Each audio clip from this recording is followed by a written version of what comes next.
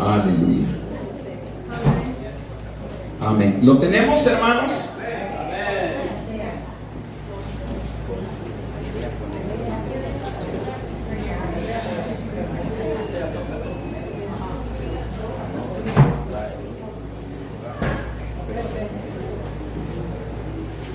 Vamos a leer capítulo 2. Oseas capítulo 2. ¿Lo tenemos? Versículo número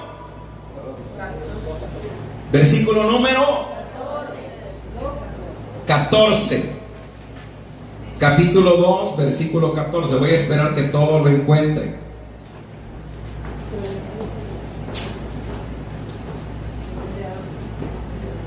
No sé. Gloria a Dios. ¿Lo tenemos?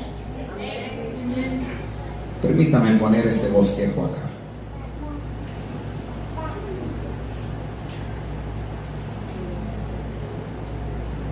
La palabra del Señor dice de la manera siguiente: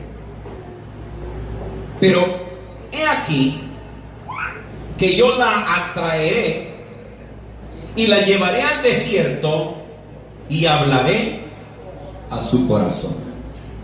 Una vez más, pero he aquí que yo la atraeré y la llevaré al desierto y hablaré a su corazón. Padre, gracias por tu palabra. Espíritu Santo, habla a todos nuestros corazones. Que tu palabra no caiga en tierra, Señor, sino que tu palabra llegue a nuestros corazones y haga la obra. Padre, bendice la vida de Abril, la vida de su hija que está entre medio de nosotros. Espíritu Santo, sea usted obrando en cada uno de los que estamos reunidos. Salva para la gloria y honra de tu nombre. Amén y amén. ¿Pueden tomar su asiento? Voy a ser breve para predicar, hermanos, pero quiero hablarles brevemente un tema, si usted lo quiere anotar. Y ese tema es en el desierto. El tema es en el desierto. Cuando hablo de Oseas, es bien difícil pasar por alto a otro profeta cuyo nombre es Ezequiel. ¿Por qué digo que es difícil pasarlo por alto? Porque estos son los únicos dos profetas que Dios les dio un mensaje que se encarnó. Un mensaje que ellos lo pudieron vivir, pero un mensaje diferente a los demás profetas, porque fue un mensaje encarnado. Para que entendamos lo que en esta tarde quiero decirles es: había un profeta joven. Las que fueron a la actividad de ayer, solo las mujeres, yo les conté una historia. Y hoy igual una historia del profeta Oseas. Un joven profeta llamado por Dios. Era soltero. Y viene Dios y le dice: te vas a casar y te voy a dar una esposa. Te vas a ir a casar. Y le dijo el nombre de la mujer con la cual se tenía que casar. Pero esa era una mujer, según el capítulo número 1, llamada Gomer. Esta mujer iba a ser una mujer, o era una mujer perdida, fornicaria, lo peor que había.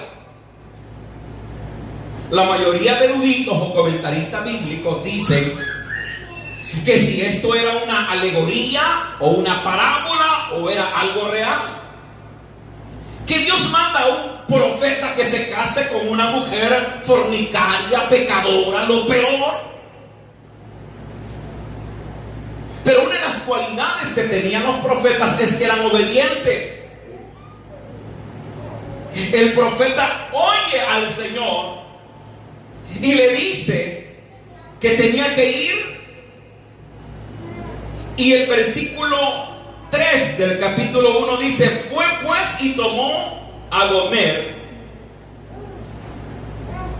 obedeció el mandato de Dios. Recuerden, era una mujer perdida. Muchos dicen que ella se perdió después que se casó con el profeta. Pero los comentaristas, otro grupo dice que no tendría sentido a que Dios le diese esa orden si no quería explicarle y hacer o darle un mensaje encarnado. Era una mujer perdida. El profeta no entendía. El profeta se preguntaba por qué. ¿Qué iban a pensar de él? ¿Qué iban a decir de él? ¿Qué iba a pensar la familia? Esta historia sucedió como unos 750 años antes de Cristo, bajo o en el tiempo del imperio de un rey que se llamaba Jeroboam, un rey pagano, malvado. Pero no entendía aquel profeta. Pero es que ahora Dios le estaba dando un mensaje que él lo tenía que vivir. Porque cuando nosotros hablamos de Dios, nosotros sabemos que Dios es espíritu, que no lo vemos. Y creemos que Dios no tiene sentimientos. Que cuando usted y yo cometemos una falta, un pecado, a Dios no le duele. Que la humanidad puede vivir perdidamente y Dios no siente ningún dolor. Pues nos equivocamos. Porque en Génesis 6 dijo que a Dios le dolió el corazón al ver la condición del hombre, que era hacer lo malo continuamente. Y se arrepintió de haberlo hecho, porque hacían lo malo. Pero ¿cómo Dios le explica al profeta y le dice: este pueblo hace lo malo, este pueblo me desagrada? ¿Cómo el profeta lo entiende? Como cuando a alguna persona se le muere un familiar. ¿Alguno de ustedes ha perdido un pariente? Y es fácil decir y llegar a esa persona que se le ha muerto una mamá o su papá y decirle: lo siento mucho. Darle un pésame, lo siento, cuando esa persona no ha atravesado por ese dolor. ¿Me doy a entender? Como un padre que ha perdido un hijo, alguien le puede decir: lo siento mucho, si ella no ha perdido ni uno. Cuando la persona pierde un hijo, o cuando uno pierde un padre, entonces podemos entender el dolor de aquella persona. Cuando uno pierde a un hermano o a una hermana, el profeta no iba a entender lo que en el corazón de Dios había. Entonces, como no podía entenderlo, Dios le da el mensaje encarnado para que pueda entender y sentir lo que ahora Dios estaba sintiendo. Y lo hace que se case con la peor, con la más perdida. Y le dice a él: vas a tener hijos. Y de hecho, el último hijo de los 3 que tuvo la mujer, en la traducción dice: no es mi pueblo. Eso da a entender, dicen los comentaristas, que uno de los hijos que tuvo con ella no era de él, era de otro. Y como esta mujer lo abandonaba y se iba una y otra vez. Ahora déjeme explicarle algo.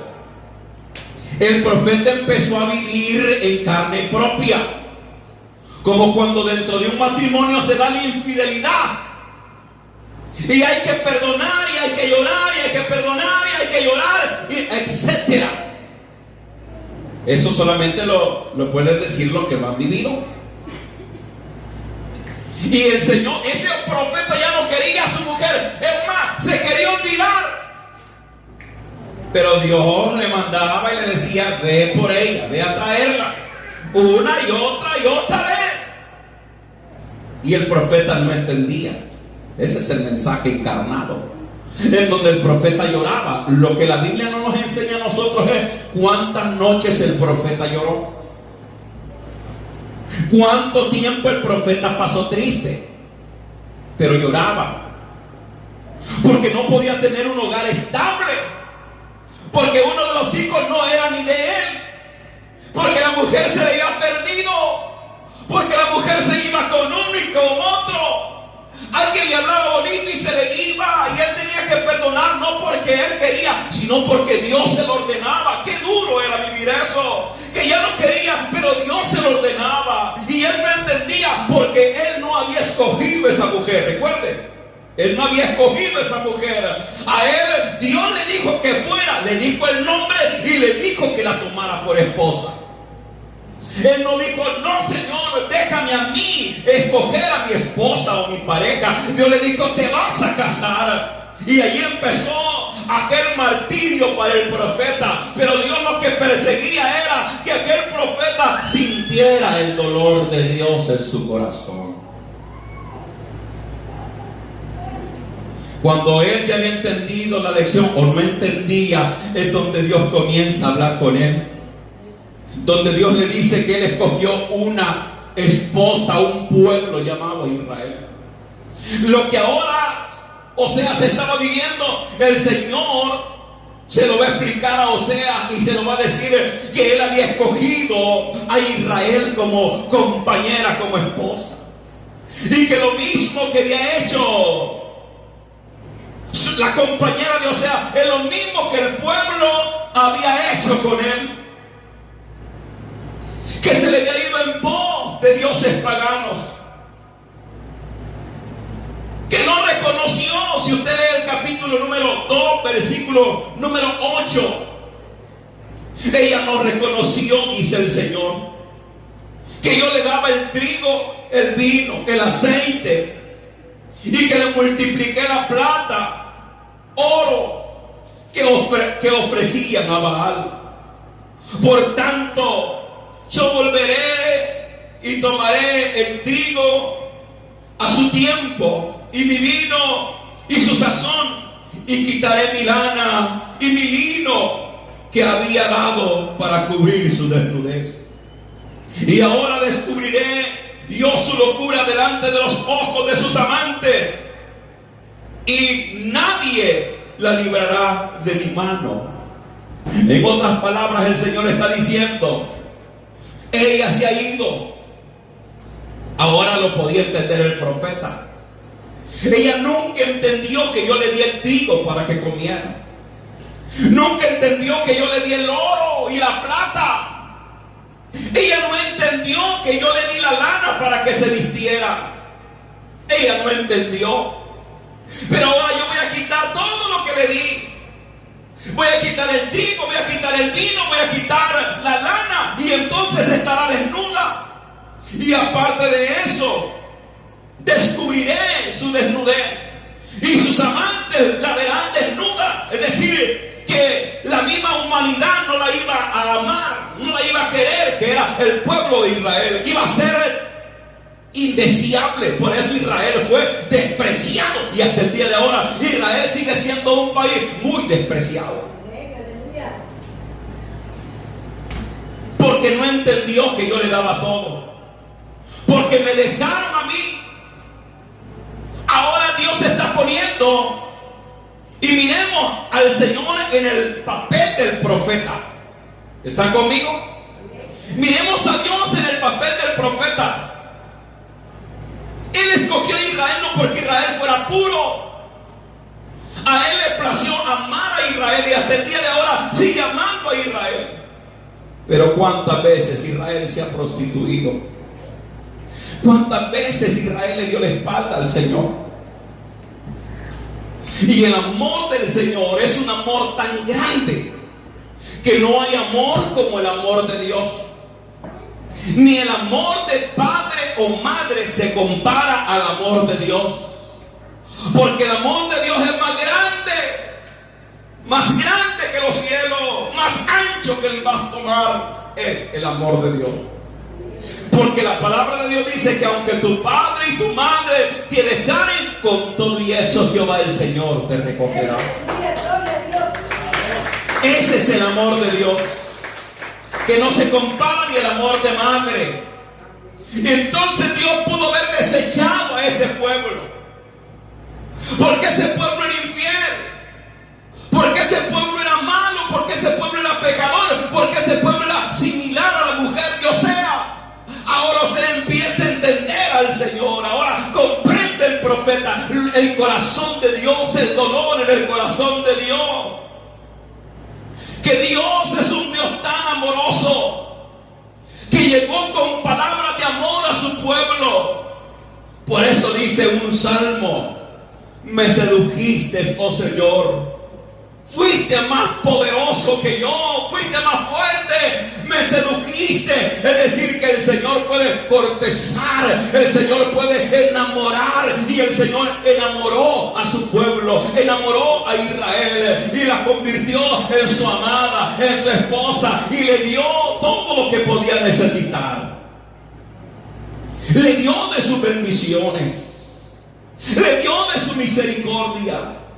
Lo convirtió en el pueblo más poderoso del mundo, porque es el único pueblo por quien el Señor Dios Todopoderoso pelea. Pero el pueblo se había perdido. Al igual que en este tiempo la humanidad entera se ha perdido. ¿Y ustedes creen que a Dios no le duele en su corazón?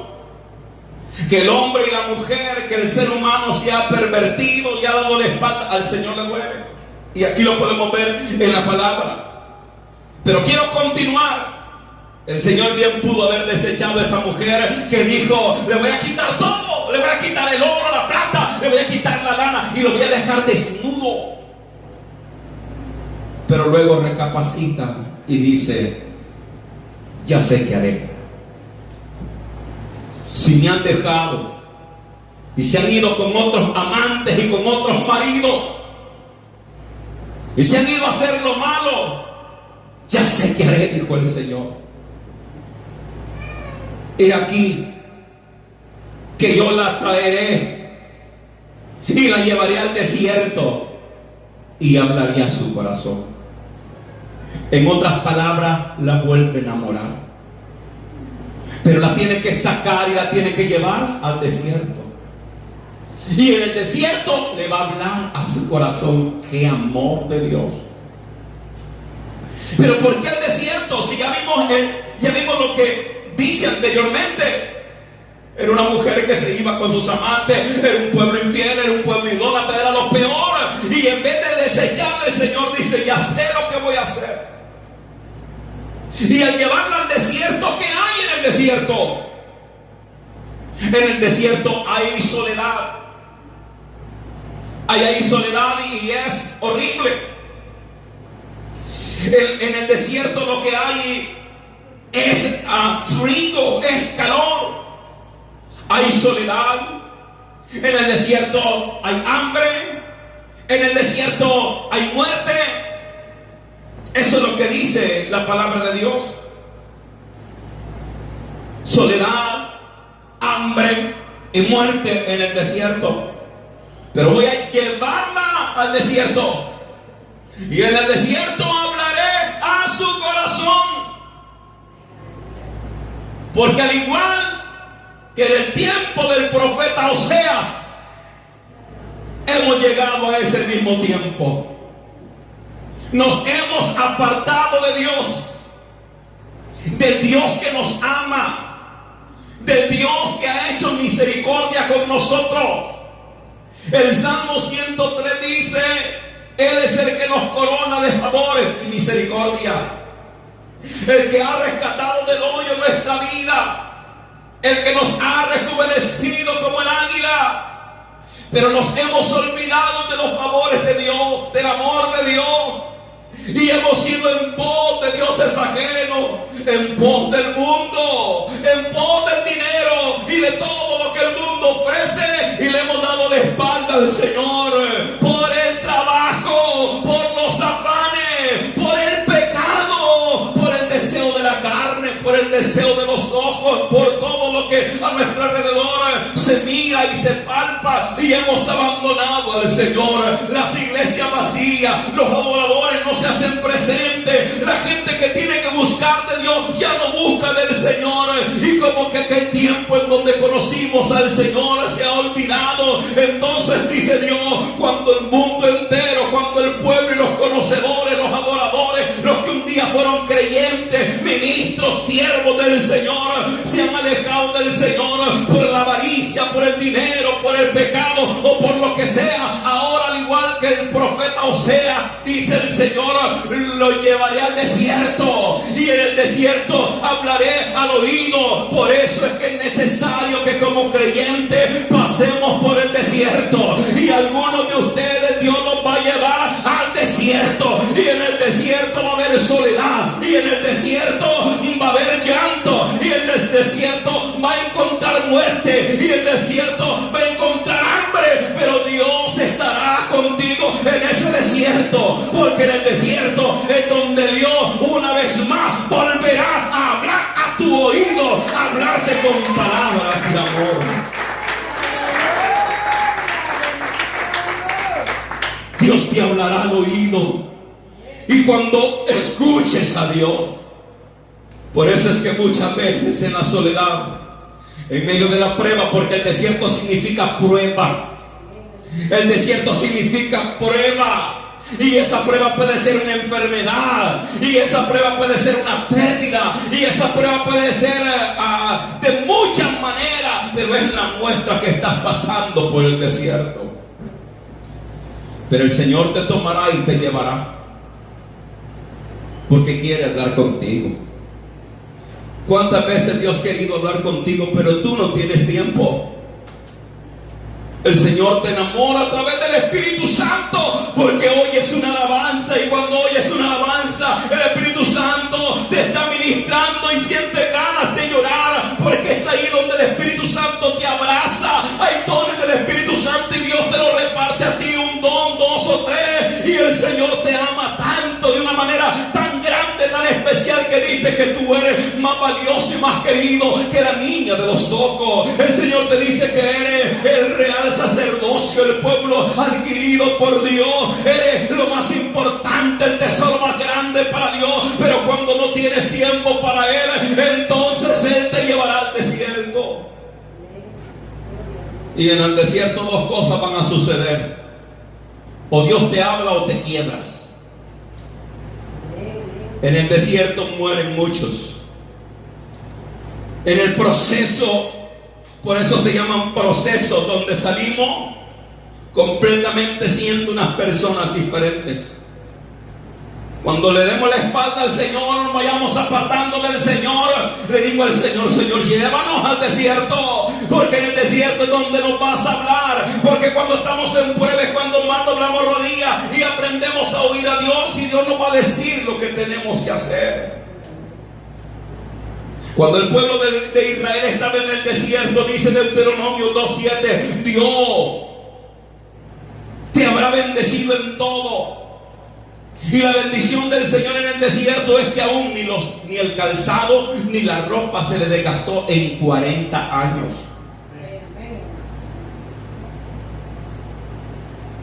La humanidad entera le ha dado la espalda al Señor. Pero aquellos a quien Dios ama, los tomará y los llevará al desierto. Cuando Jesús le dijo a sus discípulos: vamos, y se lo llevó aparte al desierto para estar con ellos. Por eso es que Santiago dice que cuando estemos en pruebas demos gracias y sintámonos alegres, porque las pruebas lo que nos hacen o nos ayudan es acercarnos a Dios. Estamos atravesando un desierto. En el desierto fue que Dios le habló a Moisés. En el desierto fue que Dios le habló a Elías. En el desierto fue que Dios estaba con Jesús. Los desiertos son necesarios, porque ahí Dios nos quiere hablar. No podemos ser cristianos. Escuche bien, porque hoy no voy a predicar mucho. No podemos ser creyentes si no tenemos experiencia con Dios. Lo que marca nuestra vida para ser fieles es la experiencia que tenemos. Pero esas experiencias las recibimos y las adquirimos cuando estamos con Él, cuando estamos a solas con Él, cuando estamos en el desierto, cuando Él nos habla al oído. Es que nosotros tenemos experiencias. Por eso me da tristeza de muchos pueblos cristianos de nombre, pero que cuando vienen las pruebas y las dificultades te fallecen. Porque nosotros nos han enseñado a hacer todo automático. en liturgia. Nosotros cantamos y de memoria sabemos la alabanza que sigue una después de la otra. Sabemos cantar, levantamos la mano, pero todo es una rutina, una liturgia. Y a la iglesia le venimos a pedir al Señor, cuando la iglesia no es para pedirle, sino que la iglesia es para darle. Aquí es donde le damos gracia, aquí es donde nos reunimos para alabar y glorificar su nombre. Y en nuestra casa podemos orar y pedirle. Por eso dice la palabra de Dios: entrar por sus puertas con acción de gracia, por sus atrios con alabanza, alabarle y bendecir su nombre. Lo que la iglesia cristiana necesita en este tiempo, escuchen muy bien, no necesitamos, aunque es necesario, un edificio con todas las comodidades. En la iglesia lo que necesitamos es que los que nos reunimos ahí o nos reunamos en él tengamos experiencia con el Señor, que el Señor nos haya sacado de una zona de confort y nos haya llevado al desierto, y en el desierto nos haya hablado y nos haya dicho una palabra, una visión, una revelación, una palabra audible a nuestro oído para que tomemos fuerza y sigamos adelante. La vida cristiana no se vive por tradición, porque su papá, su mamá es cristiano y usted es cristiano. No es así. Y vengo a decirles que cada falta que usted y yo podemos cometer, a Dios le duele en su corazón. Porque nosotros hemos sido llamados a ser un pueblo santo, un pueblo escogido. Y cuando tú le das la espalda al Señor, porque muchas veces no valoramos, dijo el Señor, ella no valora que yo le doy el pan, que yo le doy el dinero, que yo le doy el abrigo. Muchas veces no nos damos cuenta que lo que tenemos es porque Dios lo ha dado. Aleluya. Todo lo que tenemos lo hemos recibido de Dios.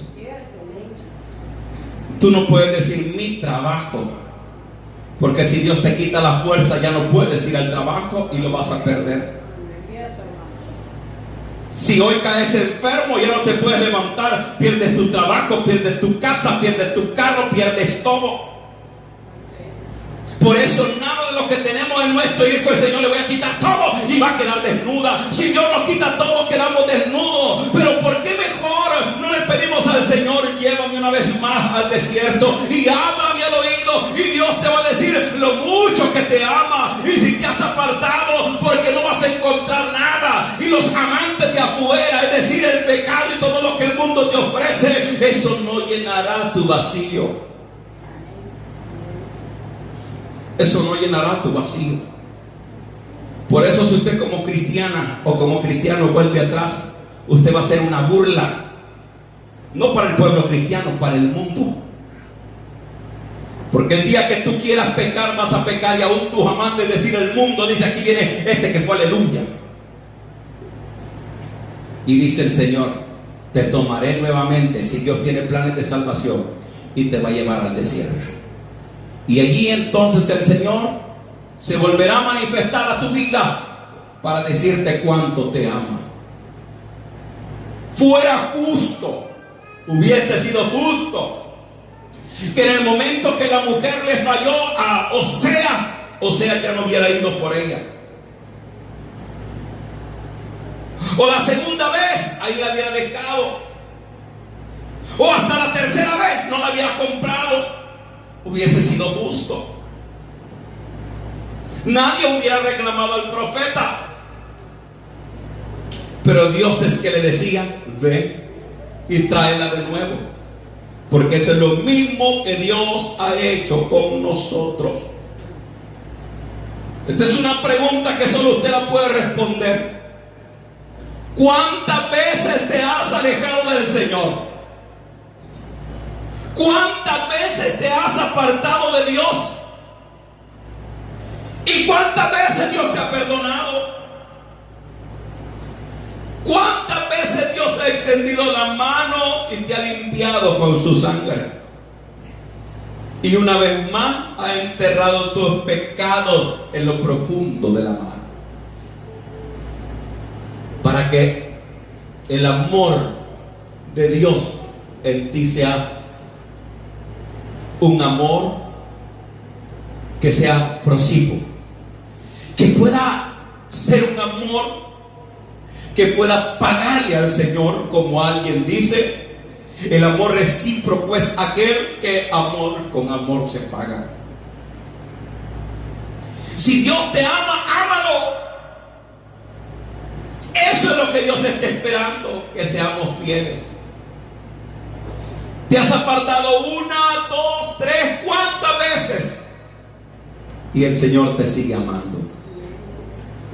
Y no te deja desnuda ni desnudo, porque el Señor te ama.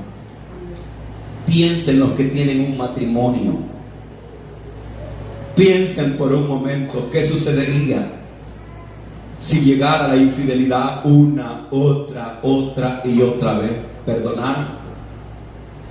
Ustedes están en todo su derecho de tomar su libertad. Eso es así. Pero el Señor eligió amar a ese pueblo y lo amó. Y ese pueblo somos nosotros. Aparte del pueblo de Israel, ese pueblo somos nosotros. Pero ¿qué has hecho de tu vida? ¿Le has sido fiel al Señor o le has sido infiel? ¿Cómo ha sido nuestra actitud ante el Señor? Esa es la pregunta en esta tarde. Por lo tanto, si le has sido infiel al Señor, hoy el Señor quiere volver a hablarte al oído. Hoy el Señor quiere volver a hablarte y decirte: te voy a llevar al desierto. Y en el nombre de Jesús, esta palabra se la digo, porque de ahora en adelante algunos van a pasar por un desierto. Se acerquen a mí o no se acerquen, yo estoy consciente que el Señor nos está llevando en el desierto. Y cuando usted en el desierto, resista. Amén. Resista. No tire la toalla, resista. Porque Dios llamándote la atención para decirte: hija, hijo, te amo y en este desierto no te vas a morir. Pero te he traído porque estoy cansado de tu infidelidad, de tu pecado, y te amo. Y porque te amo, te he traído al desierto, porque te quiero restaurar, porque te quiero perdonar, porque quiero que me ames, porque yo te amo. Entonces, cuando sientas que vengan las pruebas de diferente manera, es porque Dios te está llevando al desierto y con un propósito Dios lo está haciendo. No digas: Señor, yo no. Es a ti que el Señor habla. Y la palabra ya fue dicha. Así de que cuando estés en el desierto, solo ora y ayuna, confiesa pecados, límpiate, y vas a empezar a oír al Señor. Y te va a decir un día el Señor: eso es lo que yo quería. Amén. Deja que el Señor te hable. Entonces cerremos nuestros ojos, demos palmas al Señor.